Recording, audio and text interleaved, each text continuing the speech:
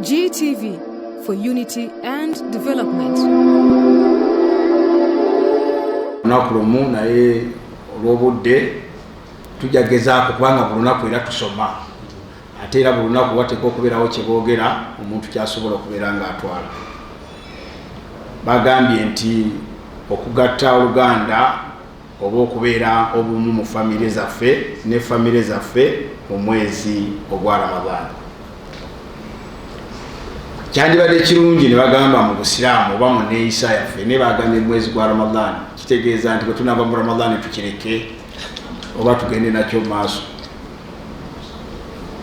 Kye tulina okukola bwe tulina okweyisa mu Ramadhan bwe tulina okweyisa obulamu bwonna obusigaddeyo. Naye ng'omulimu omunene ennyo muzibu kubanga ne kati wano waliwo atayagala kutula na munne.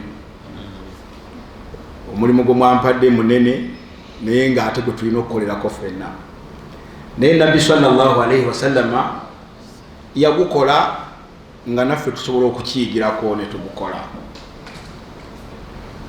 Nabbi yasenguka okuva e Makka n'atuuka e Madina.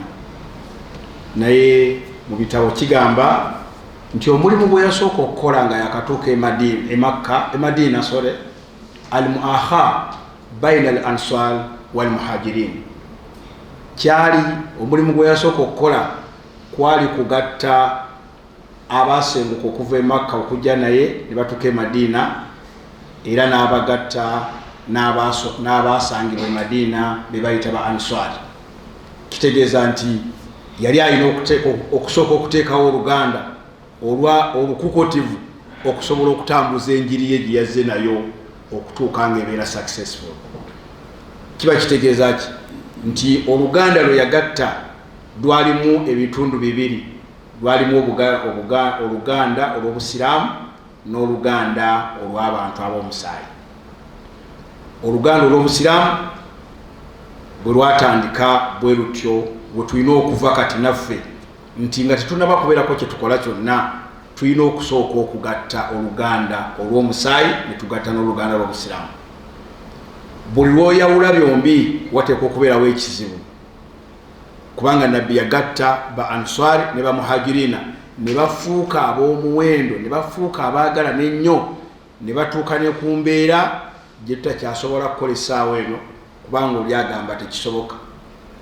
Naye abaalina abakyala basukka ku omu ba Ansari abasangibwa e Madina bamugamba ono omugenyi yazze nti ku babiri ku Fatuma ne Hajar oyagala kaani? Oli n'agamba nti njagalako ono ye muto, n'amugamba nti yogoba otwala. Olwo lwe Luganda lwe bakola ki? Kakati wano bwe tukyogera buli omu agamba nti kisoboka. Naye bwe mba mwagala kuyunga Luganda olwo lwe Luganda olutuufu nti omuntu bw'abanga muganda wo ateekwa okuba muganda wo, ateekwa okuba mukwano wo. Ateekwa okuba muganda wo, ateekwa okuba mukwano wo. Naye buli lw'ojjawo ekimu ku bibiri famire bwe zaawukaniraawo. Kati ze mugamba tuyunge mu mwezi gwa Ramadhan. Nabbi mu hadisi emu yagamba nti la yu'minu ahadukum hatta yuhibba li akhihi ma yuhibbu li nafsi. Titayinza kubeera mukkiriza mutuufu okujjako nga akyayagaliza omwoyo gwe akyagaliza ne muganda we. Tujja kugereza ku bakyala. Mwina obukayanga bumeka? Omwayina obukayanga bumeka? Omwayinza okubeera nga alina obukayanga oba 3 naye nga tasobola kuwaako sisita we muto kakaaya kamu. Buli kamu kalina olugoye lwako, kalina n'engatto yaako, kalina n'akakomo kaako kagenderako. Nga bw'atyo ye rutiini ye, naye nga muto we tasobola kumuwaako n'akamu okubeera n'akola ki. Kakati gwe oba tonnatuuka kubeera mu Luganda lw'oyagala kugatta. Kubanga buli lw'oyagala okugatta Oluganda wateekwa okubeerawo ekigatta. Kyo kiri kimanyikiddwa nti muli wamu naye wateekwa okubeerawo ekigatta. Kyenva mulaba nga Nabbi sallallahu alayhi wasallam yatugamba nti abange mbabulireyo ekintu bwe munaabeera nga mukikoze kijja kwongera okugatta wakati wammwe n'omukwano. N'atugamba afsu salaamu bainako. Salaamu engeri gye tugitoolamu si nabbi bwagiragira bakugamba okuwa salaamu kyovola banga bagitekako n'empeera 30 salaamu yeetaaga ng'omuntu alina kasimayiro neesigama musiraamu oyo musanze tewali kyakola salamu aleikum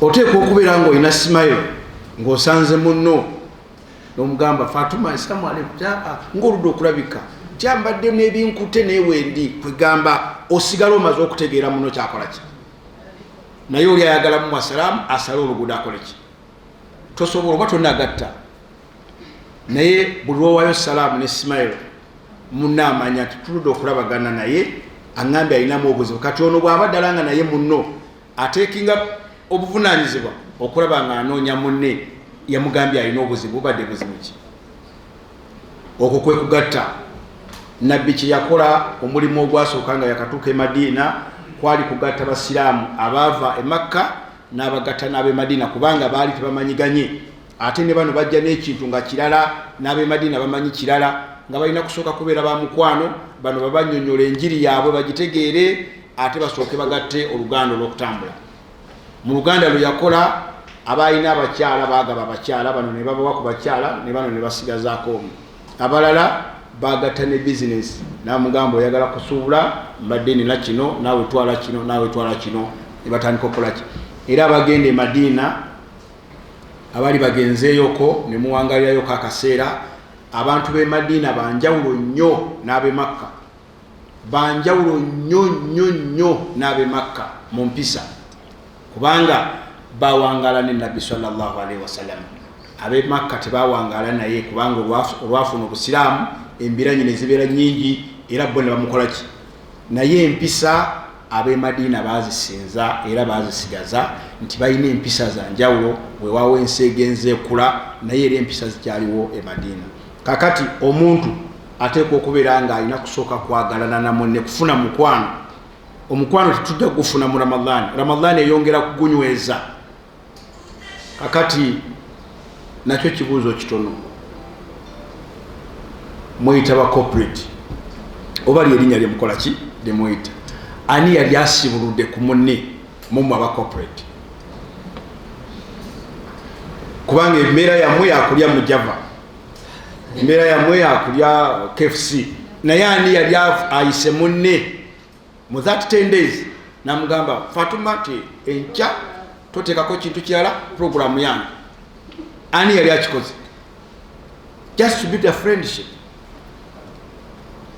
goyagala buli kaseera mugende wantu nti omanyi tya tusinkane wano tugenda gindi tusinkane wano tugenda gindi kakati oyo tasobola kubeera mukwano gwo naye mukwano gwo bwe mutuula bwe muti ku dining ne mulya ne bwe mba mugoze sowaani eki ne mugamba tugenda kulya sowaani mukasatu asiiki ne musibulukira ku sowaani yammwe yemu ne mugirya mugenda okumalawo sowaani nga Fatuma kiyawulira bakugeyeza oba kiyawulira omuntu ng'akikugambye nga toliiwo akubuulira nti gundi n'omuyita mukwano gwo naye yagamba bwati ne bwati ne bwati kubanga kati ekintu kitandise omulumiriza nti we tuliridde ku sowaani en'emu ne uno munnange kirabika ayagala mbeere mukwano kati woobeerawo akantu konna akakubuulira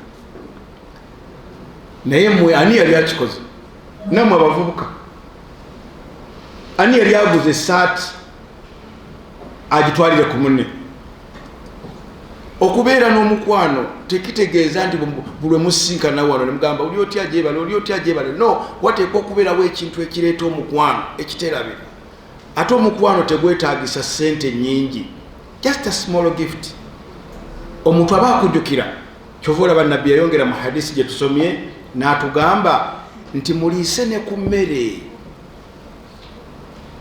muliise ne ku ki kakati mmwe mwenna buli omu alina gye yakasibulukira amanyi era anyumyayo musajja yafumba emmere naye negundi n'emmere yabadde ennungi twalidde nalidde n'engeri gye mbadde sitala kulya nnyo nga tusibuka naye nalidde neswala nenema kwegamba ng'onyumya ekintu ekyakoze eki ebyo byennyini bye bivaako okubuildinga omukwano okubuildinga relationship nekola ki nenywera olwayiro mwe mwenna muyinza okuba mukolera mu bibuga naye nga bakadde bamwe bali mu byalo bakimanyi bulungi temukola temulina nnyo ssente zikolebwa abamu temunafuna mirimu naye oyinza okufunayo emitwalo gy'esatu ani yali aguzeyo ka gift akatono mu Ramadan kubanga je mwagala okatwalire abakadde. Nze nali nkyasoma nasomera bwe naye nadda n'engoye ebbiri nga nziguze gomasi zine zitabeera ntungu nenzireetera mukadde naye yambuza nanga nti muko sente wazijje wagwasoma ezangulidde olugoye ye nga tamanyi nti eri gye tusoma batuwaayo akantu naye yambuza nanga nti wajjewa sente ezangulidde olugoye ng'ababeera wano tebangulidde abakola. Era nangamba kati njagala kunoonya sente ngende mbazitunge engoye zange tandikirawo zambala. Nemuga nti atungira mmeka nazo nenzikola ki naye yayogera ekyo ekintu ng'ate buli lunaku ndeeta endala naye olw'okuba luli nali nsoma nga ziriza engoye zakola ki naye kakati ggwe mu kufunaku empola onoobyuldinga otya boni ne maamawo. Era we nali nvaayo nze nali simanyi nti maama yakusoma Kurani nga bw'omanyi abakazi abakadde abo sinze namuwasa sisobola muga nti someramu mukazi mukadde naye yaŋŋamba kanfune wano wuzu nsaleera kabbiri nkusomera edduwa kubanga kyokoze mbadde sikisuubira kikola ki. Nali nkyali muvubuka muto. Omukadde n'asoma al-Fatiha n'asoma aya ezisembayo mu Bakara n'azisoma n'ansomera n'edduwa ey'Ekiwarabu. Era nze navaawo nga ndi musanyufu nnyo nga nti omukadde amanyi okusaala bw'asomye aya zino essatu ezisembayo mu Bakara si nnyangu amana rasulu ma unzila ilaihi min rabbi wal mu'minuna kullu amana billah ezo abantu mumumunabo mumunyi. Naye Umaru yagamba nti omuntu bw'asoma ezo asoma al-Fatiha n'ezo aya ezisembayo mu Bakara yaga nti kafa nabbi yaga nti kafa ndikimala naye omukadde zizakola ki. Era nze nemanya nti omukadde anziguzizza naye gwe wali okoze eki ku mukadde mubeera n'obutambaalo musibye tosobola kubuildinga relationship bondi na maama. Ani yali agyeko akakaaya ke kumwe n'akawa maamawo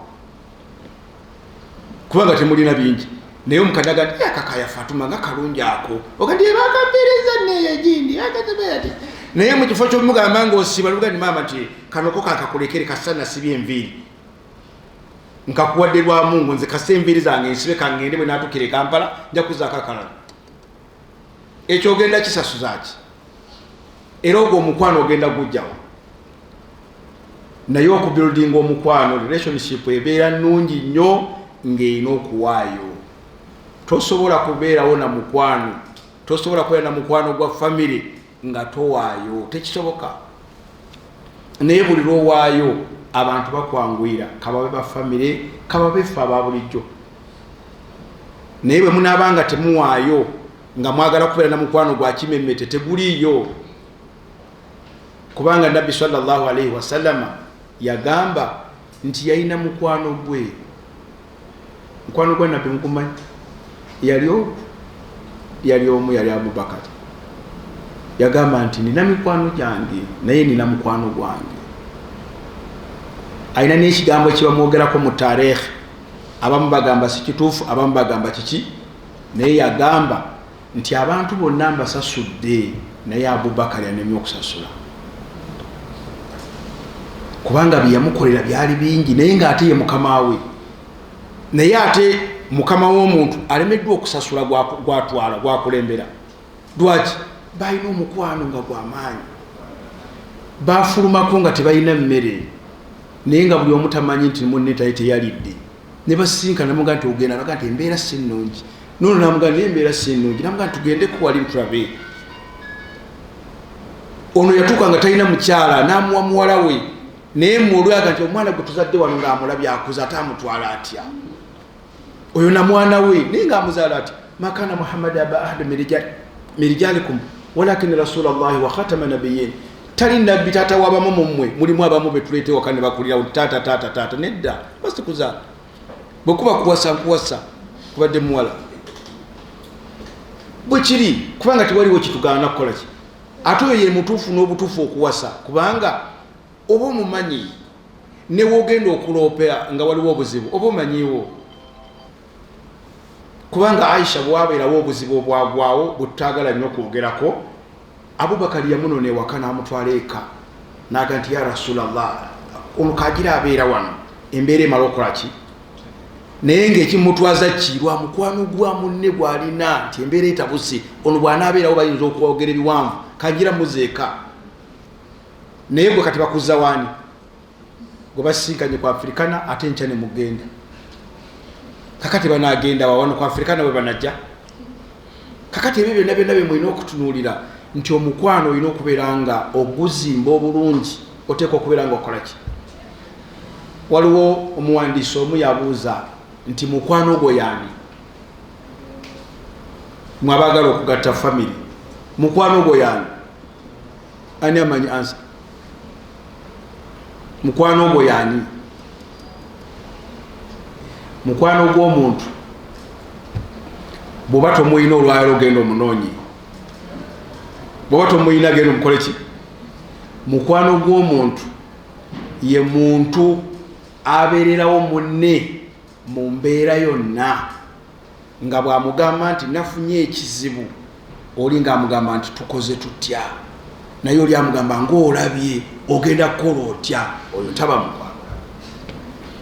mukwano gw'omuntu ye muntu asobola okubeera ng'alina siringi emitwalo 2 n'amugamba nti nina ekizibu n'agijjayo n'agimuwa nina ekigambo kyentera okwogera ne bannange nze Allah yampaako nengezesa ku mikwano naye mwe muyinza obutafuna chansi ekikola twayingira lumu ne mukwano gwange mu supermarket eri wali ku Bombo Road ya Mandela nga ffenna nze nga nina omutwalo gumu n'ekitundu nga nze mmanyi bulungi nti bwe nzijjayo ebintu mu trole oli bulaza alina ssente agenda kukola ki agenda kuja ebintu agenda kuzingazinga biru tweyongereyo tutuuka ku counter mugamba bulaza tusasula ebintu nagati ssente noloza ziwera najjayo wallet nga mulimu omutwalo gumu n'ekitundu nga neyange mulimu omutwalo guki omuwala n'atutunulira bwati ku counter yali mu Somali n'atutunulira bwati n'agamba hey crazy ng'ebintu bye tulina ne kwota tewera eya sente zetukola ki naye nga bulaza ajjeeyo agamba nti nange mbadde mmanyi nti okola ki olina nange nemugani nange nzijeeyo nze nga mmanyi nti tukola ki tulina omuwala n'atugamba nti munaaleeta sente nkya ne tumugamba nti ye n'agamba no olw'okuba muli basiraamu n'akwata ekkalaamu n'asayini nga waati n'agamba n'ebintu mubitwale twali tubizizaayo n'agamba mubitwale munaaleeta enkya brother yakeera ku makya n'agenda akiriyalinga ki oyo aba mukwano gwo muyita brother kati kubanga kiri kyasukka ekyokubiri kye nakola naye maama yabadde tannafa nagenda ku dduuka ne mugamba Haji nti mbadde njagala emitwalo 3 teyambuuza nti zaaki nakwata mu wallet nangamba balako nembalamu emitwalo 3 nenjimuddiza kubanga alina omukono gumu nenjimuddiza n'agizaayo n'asigala ku dduuka ye nenfuluma nengenda ku mobile money nenteekako nempereze waffe Gomba ewa mukadde enkeera nkubira ngamba waayo wazze naye kyabadde ki nemugamba sinali yabaddeyo babadde bansaba ssente ku ddwaliro Kanoni nga siina naye nga maama ali ku kitanda nanga nti zaamaze gw'omulina oyo kakati olina okucekinga mukwano gwo buli kaseera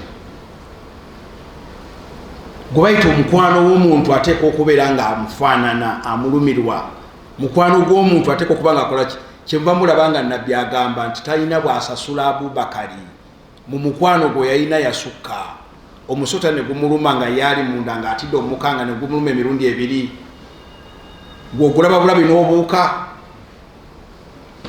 kakati ebyo byonna byonna bimugamba nti twagala ku relationship ennungi ne family zonna ekizoonoona buli omu kwemanya bwe mumala okubeera mu mbeera ennungi nga buli omu atandika okumanya waagwa bw'obeera n'essimu ennungi oba tokyagala kulaba balina kabiriti kubanga gwogenze mu levo ndala naye omuyimbi yagamba nti man lam yazkuru tarikh la yabni almustaqbal, nti omuntu atasobola kumanya gye yava tasobola kuzimba kigenda maaso.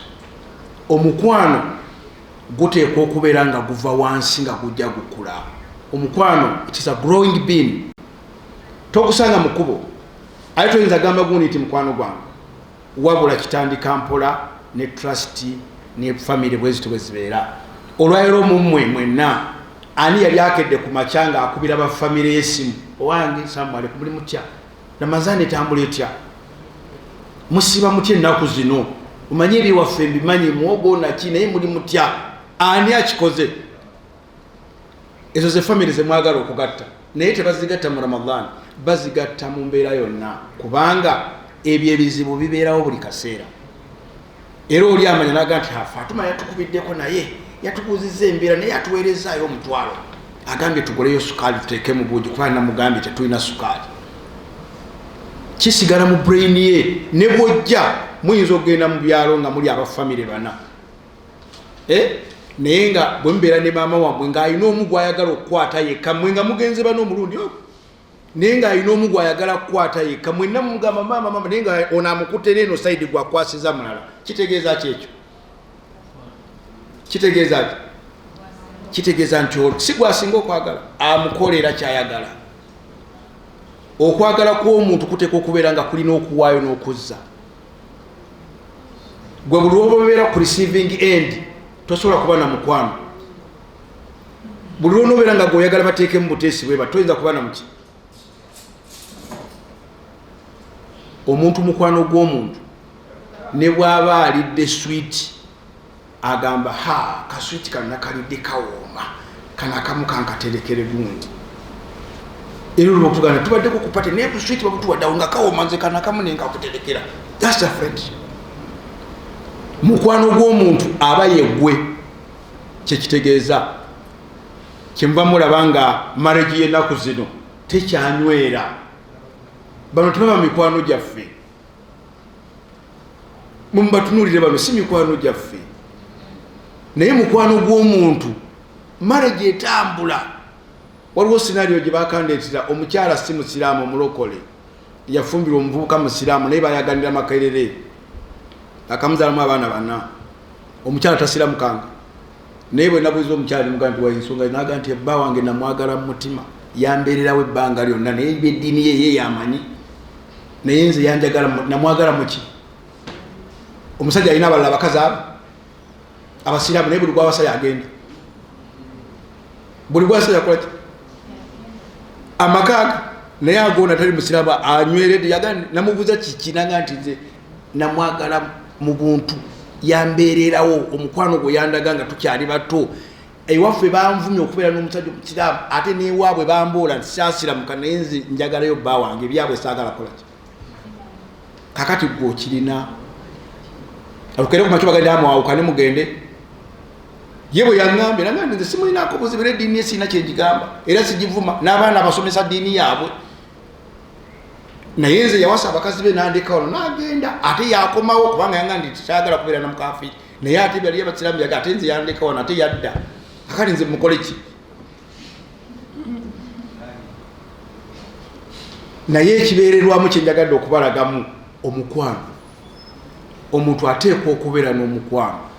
Abakyala temubaagala lwakakaaya akambulako enkya, era buli omwamu olina ne bwemba mulina ba boyfriend nga sitera nnyo kyagala kikozesa kuba si kirungi, naye bwoba omulina mugambe nti onjagalako ki? Buno obukaya bwa Ramanzani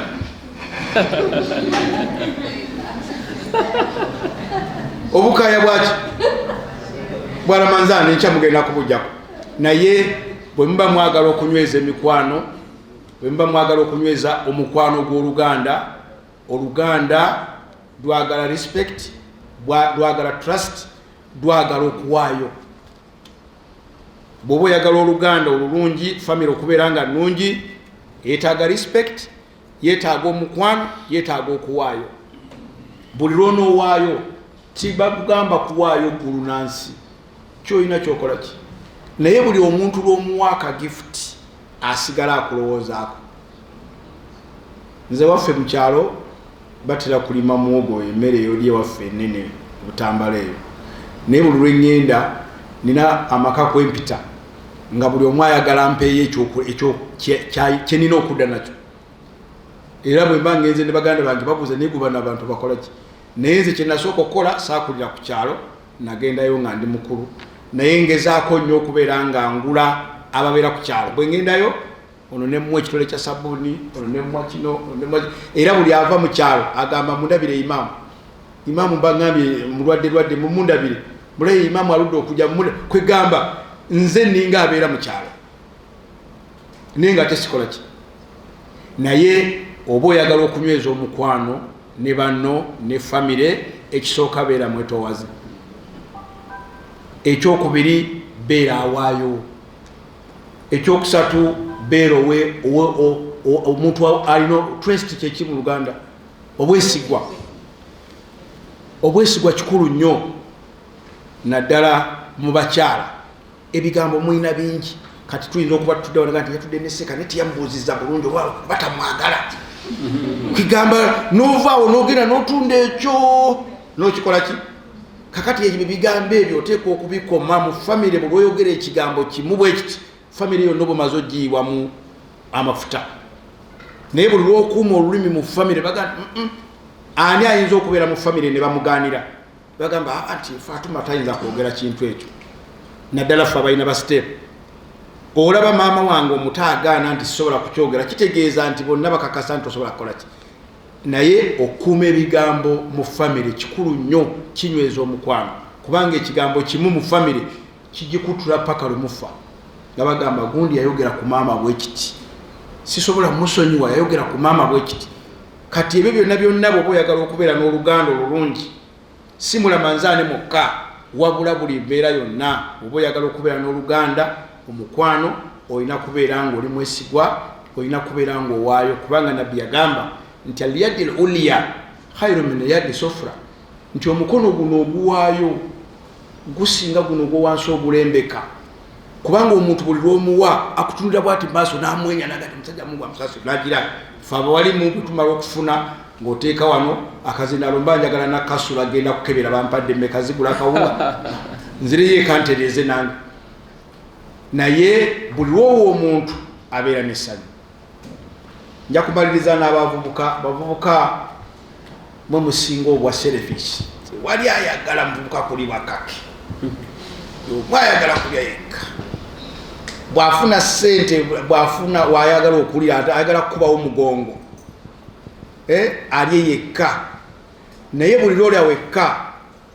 omanya nti omalawo bumazi buli oba oyagala okulya wekka oba omalawo buki naye buli lwolya ne banno muba mugaziya kubanga bwe mulya oli agamba gundi yatutwala egindi ne tulya emmere gundi yatutwala ne tulya esiniya bulungi te nange mwe naafuna inshallah nja kubatwala olaba muno naye bwomutera mukalegi naye akole ki era naye olukwata gamba wa nti leero okusibuka tetugenda ku Afrikana leero tugende tulye waliwo enalabe wenaziga nga mugenda nga mutuula nga mulya ogenda okulaba abali talina ssente ono nga muga nti anti waliwo ebintu byetwaleese bwe biti ne bwe biti oba osobola obbitu naawe wammwe wandize nobikola ki olaba trust gyakutaddemu amangu ago olwo nga mutandika okugazibwa naye buli lwoyagala okulya wekka nga buli kimu gwe kikyo tosobola kubeera na mikwano buli lwobeera nga okwata ofunya bufunya tosobola kubeera na mukwano omukwano abaganda bagamba nti gubeera expensive n'okulaba bannammwe mukole surprise gye bakola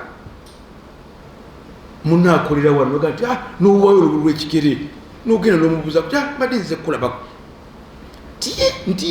nti mbadde nze kubuuzaako just ogenda okufuna bwoti mu ofiisi ye oba ku dduuka ye kisigala kimutwala mu bwongo banaga omusajja n'ava eri ekatwe wansi najja eno ku Jinja Road nga zze kumbuuzaako nange njagenda mukole ki kakati olaba bwe mumaze okugrowinga friendship bwetandisa okukula ekivaamu ng'omugati akana akagatona kagula egindi oba naawe nkuleetereyo size meka ekivaamu ngulaga nti anze sikyagula ngato gundi yandeetera naye nga wamuleetera eki naye bw'atuuka mu banna baga nti anze engato sikyagula Amina yandeetera engato zizo naye nga wamugulira engato ki kakati ebyo oba omaze okugatta omukwano oba omaze okutandika okubuildinga oluganda olulungi oluganda lwetaaga kweyisa bulungi, lwetaaga kuwa. Okuwa si kumala kugaggawala, si kumala kuzimba bizimbe bino, wabula obuyambi obutonotono, okweyisa obulungi, okubuuza ku munno. Amasimu ago mwagafuna naye gayina embeera enzibu ennyo, gayina automatic message nga tewali wagikozesa, okera ku makya n'ogamba muno salaamu eri rutini salaamu aleikum mwasuze muti muli muti mbeera ki.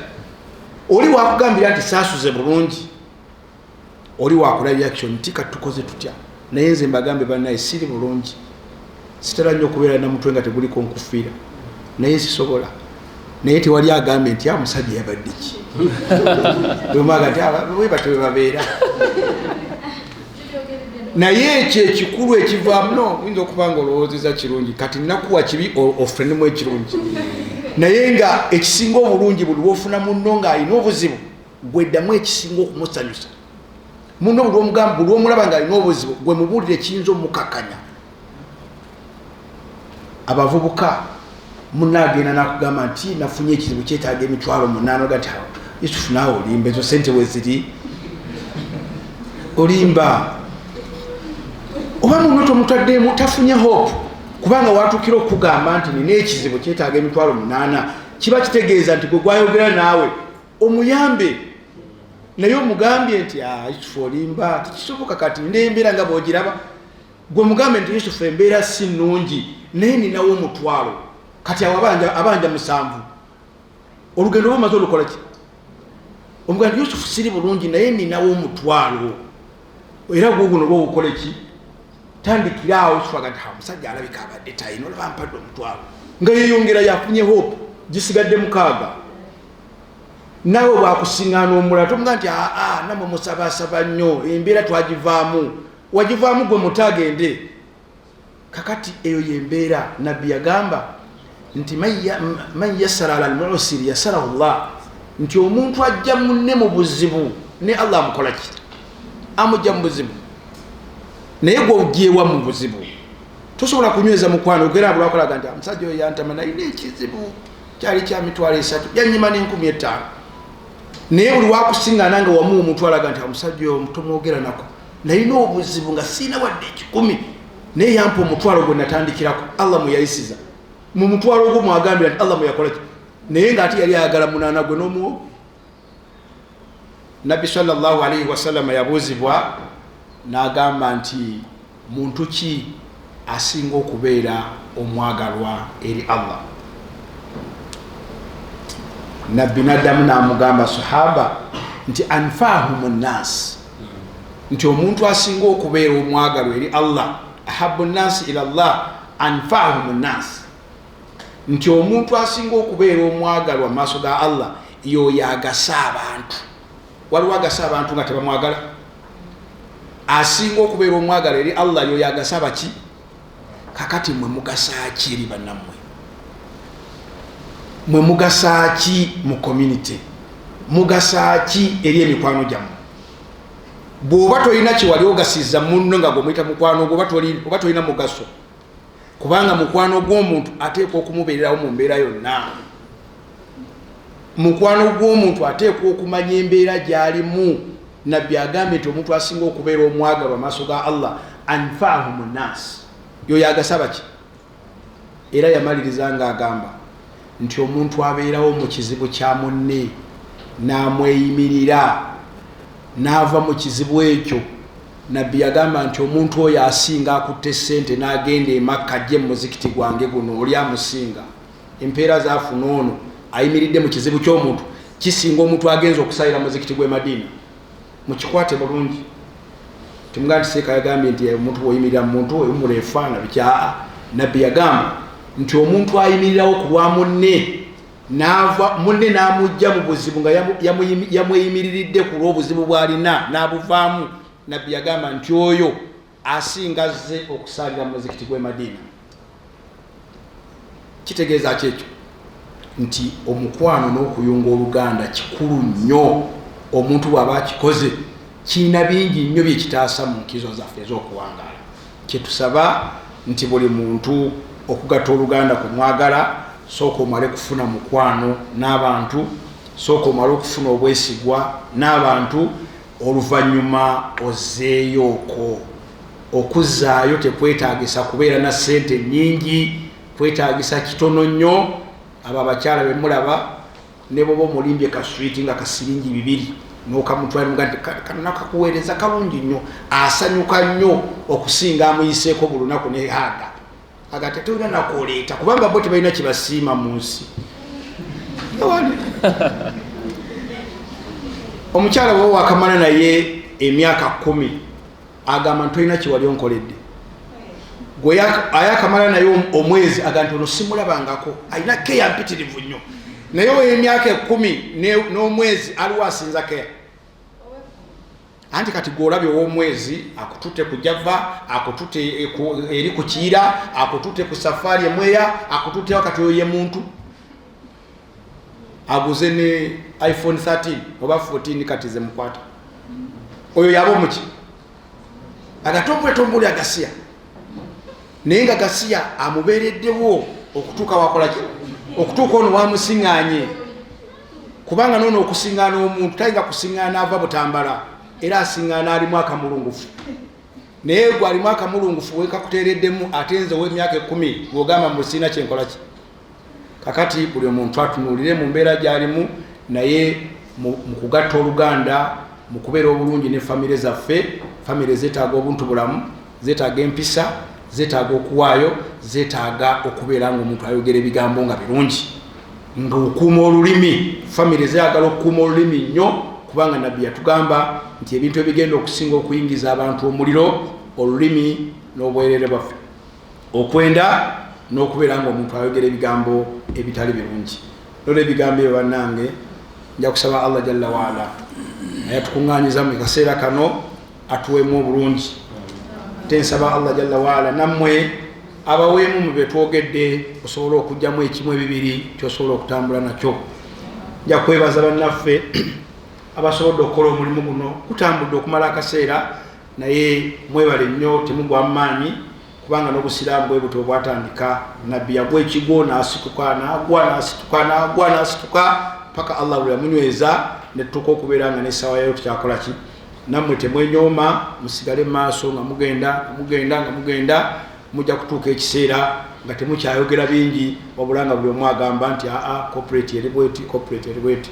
N'abawalimu ab'enjawulo abababeeramu nabo tubasaba Allah abawe obugumiikiriza basobole okubeera nga buli kaseera muba mubayise bajja ate nammwe ne musobola okubeerawo mu nnamba ennene ne basobola okubeera nga babasomesa. Okwebaza Sheikh gwensanzeewo genda gye mutasobola. Nabbi yatugamba tuwase mu levo zaffe. Nze kati omusajja ow'eggomba ow'ekolomba nonoonyaako ki? Nina kunoonyaawo ow'ekayabwawo kubanga awo mba nsembe. Naye gwogenda n'ova eggomba oyagala kujja muyenga tukisoboka. Nabbi ebintu bye mbagamba mumulabanga ebyokuseka bye bitulemeseza okufumbirwa. Era ogenda mu famire gabaga nti omusajja bamuzaala watakati omanyi ate awo simanyi bulungi naye nja mubuuza naye nga gwomanyiyo otidde okwogerayo. Kakati omuntu awangalira ekato wansi tasobola kuwasa eno waffe kuwampeewo byanjawulo. Nze nyiza obagamba nti maze ebbanga paka simanyi bwefaanana. Kakati ngende noonyeyo omukazi. Kakati bamukuleetamu mulungi nnyo amanyi n'okufumba. Eno tebafumba batunula butunuluzi. Sibadulira naye mbanyonyola ebintu ebitulemesezza waka. Levo, mutunule levo zammwe. Omuntu nga yasomera wakataayi tayinza kukwanya wekibuli. Kiba kizibu. Wekibula mulambulira mmoloka owakataayi wa boda. Ezo zonna ze levo nabbi ze yajja ayogerako nga atwekingiriza atugamba time bw'eba etuuse yatugamba tunoonya abakyala. N'atugamba tunoonya abakyala nga basiraamu nga balina n'empisa. N'atugamba nammwe abasajja bw'oba ogenza okuwasa omwana wa muno beera ng'oli musiraamu ng'olina n'empisa. Nammwe abakyala muleme kutunuulira nnyo ssente, mutunuulire empisa kikulu nnyo. Empisa ku musajja kikulu nnyo. Abantu bano bamulaba bali arrogant. Akugamba olinga kamooli afutalo ne bw'ogenda tolina kyonjijjako. Naye nga yali akudeetinga ebyo byemukozesa nga ayogera ebigambo bingi naye otuuke wakagata futalo simanyina kumanya lwaki oli wano olina wakyamu naye nga ebikireeta ekyo ze levo nga tuzibuuse buli omwana onye levo ye nze era bwe mantambula bwenti bwe ntunula omukyala bwe ntula akagato kubanga mbumanya ebbeeyi nentunda bwanjo netunda omukono nentunda akakomo nze siddayo kutundayo kirala nga wansi nga ntunda wansi kubanga byadde okunsaba kibisobola mwe mubatunuulire nze embeera nabo mu office jo waliwo omukyala yazze mu office student nga alina iPhone 13 naye nga tumusasulira tuition era namubuuza nemugamba mama esimu wagigiweno nga nze sigirina naga nti imam bampadde gift yange naye amuwa gift ya $7,000,000 tasobola kuweerera tuition wa $2,000,000 ewanga ayagalayo 2 esimu ya 7 abo bayita baki ezo za competition zetulina muki omukyala ne bwaba mufumba nga we Kampala tewali wakyakwata bagitani akatero taliyo tekino taliyo akama yo sisimu ali waka bana bali mu kibuga kati wano tukole ekisembayo buli omu awanike esimu ye gyalina obalaba baganye obalaba oziraba esimu ziganye kusituka seka bonna buli omu alina iPhone agitadde wansi bayina mpya n'amasawa gaako ziroolinga eno essaawa enoki essaawa egula $1,600,000 essaawa ya iPhone siri 8 9 simanyi naye siri 8 egula eza Uganda kuba egula $420 naye abo bonna bazirina ku mikono kakati ebyo byonna ze grade zetugamba buli muntu anonye wakolaki naye tusaba Allah atuwa obulungi tusaba Allah akkirize Ramadhani yaffe tusaba Allah ebitulemeredde ng'abantu abitusonyiwe tusaba Allah mu kiseera ekisembayo ekisigadde mwezi gw'ekitiibwa tukole ebisinga obulungi Allah atuweemu kye twetaaga tusaba Allah atubikkirire mu bumogo bwaffe kubanga yasinga okubumanya tusaba Allah buli alina akamogo kamunne kamanyi akagumire nga yaleme kabuulira mulala asobole okubeera nga abikkirira munne tusaba Allah jalla wa ala akuume ennimi zaffe twogere ebigambo ebirungi eri bannaffe tusonyiwe ne bannaffe ebiba bibayiseeko nga si birungi tusaba Allah buli omu alina gwe yanyiiza oba gwe yanyiigira mu mwezi guno ogw'ekitiibwa amusonyiwe ku lwa Allah kubanga naye ayagala kusonyibwa tusaba Allah yasinga okubeera n'amawanika amanene ffenna atugabirire tusobole okubeera nga buli omu asobola okubeeramu n'akantu ate asobola okubeera nga naye asobola okutaasa eri banne Allahumma anta salam wa minka salam hayyina bisalam tabarakta ya dhal jalali wal ikram وصلى اللهم على سيدنا محمد وعلى آله وصحبه وسلم والحمد لله رب العالمين.